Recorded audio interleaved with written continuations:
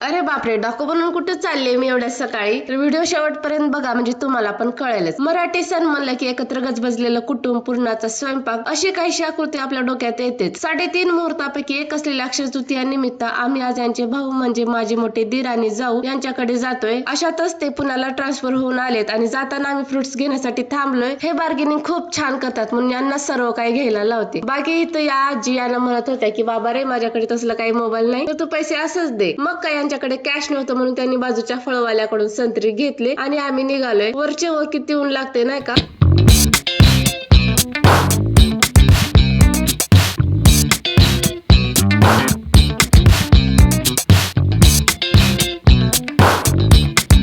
आम्ही जवळजवळ आलोच आहेत. इथे यायला मला 25 मिनिट लागले बरं. मग काय घरी आल्याच्या नंतर थोडस बसून स्वयंपाक करायला घेतला. शिवांचं काय लुडबुड चालू आहे काय माहिती. मस्त असं मी आणि जाऊबाईंनी मिळून पुरणाचा स्वयंपाक केला. त्याच्यानंतर सगळ्यांनी एकत्र गप्पा टप्पा मारत छान असं जेवण केलं. मग इव्हिनिंगला विराज दादाने दिलेलं गिफ्ट घेऊन आम्ही घराकडे निघालोय. शेअर करायला जास्त काहीशा क्लिप्स नाही, पण खूप छान दिवस गेला. बाकी आज तुम्ही अक्षय तृतीयाचं काय काय केलं आणि या लोकेशनचं नाव कमेंट मध्ये नक्की सांगा. चला तर मग आजचा व्हिडिओ इथंच संपवते. भेटू उद्याच्या व्हिडिओ मध्ये. तोपर्यंत बाय.